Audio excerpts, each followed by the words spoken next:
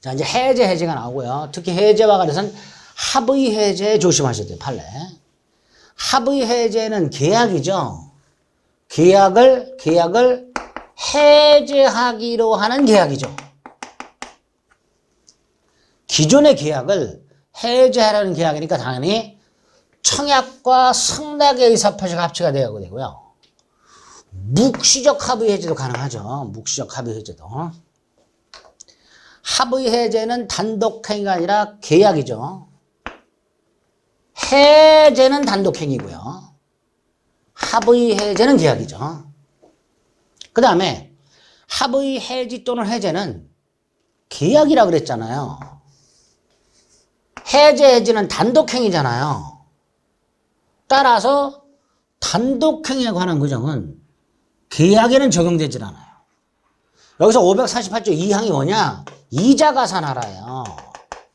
계약이 해제되었을 때 금전을 반환해야 되는 경우 그 금전에 대해서는 받은 날부터 이자를 가산해서 원상회복을 하도록 하고 있어요. 그런데 그게 합의 해제에는 적용이 안 된다라는 거예요. 따라서 합의 해제되었을 때 반환할 금전에 이자를 갈 의무 없다. 이렇게 되겠죠. 또 해제와는 달리 합의 해제의 경우에 손해배상도 청구할 수가 없답니다. 네 번째, 계약을 합의 해제했어요. 계약이 소멸했죠. 그 후에 합의 해제를 무효로 만들어버리고 소멸한 계약을 부활시킬 수 있냐? 얼마든지 할 수 있다. 헤어졌다 만나고 다시 헤어졌다 또 만나고 얼마든지 할 수 있죠. 그거라고 생각하시면 돼요. 합의 해제를 통해서 소멸했던 계약을 합의 해제를 무력화시키고 다시 기존 계약을 부활시키는 약정도 얼마든지 할 수 있다. 45번. 매수인들이 잔대금 지급기일을 연장을 했어요. 연장을 요청했어요. 매도인한테 며칠만 말미를 달라. 근데 매도인이 뭐라 그랬냐면, 알았다. 내가 열흘을 연장해 주겠다. 그럼 열흘 뒤에 잔금하고 연체이자를 지급해라. 만약에 열흘 뒤에 잔금과 연체이자를 지급하지 않으면 계약은 해제된다라고 통지를 한 거예요. 자, 을이 그 길에 잔금을 지급하지 못하자 갑은 다음날 부동산 소유권을 제3자에게 이전해 줬습니다. 을이 잔금을 지급하기로 하는 날 지급을 안 했어요. 물론 갑은 그날 서류 따위를 준비해서 이행 제공을 하려고 했겠지. 근데 잔금 지급일 날 결국 을이 지급을 안 했으니까 다음날 계약은 자동으로 해제됐을 거 아니에요. 그러니까 을은 병한테 팔아먹은 거 아닙니까 다시. 정당한 거죠.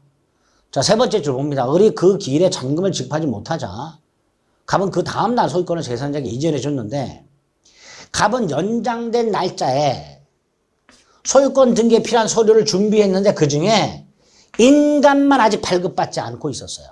그런데 이 인감은 갑이 5분만 가면은 받을 수 있는 동사무소가 있었어요. 그럼 갑은 만발의 준비를 하고 있었던 거예요. 다시 말해서 갑은 잔금 지급이 할 이행 제공을 했던 거예요. 근데 우리 잔금을 못 줬잖아요. 그러니까 지체가 돼버렸잖아 다시. 그러니까 해제가 된 거죠. 갑이 소유권 이전 등기에 필요한 서류 중 인감증명서만 발급받지 않고 있었다 하더라도 구체적으로 5분 만에 발급받을 수 있는 상황이었었어요.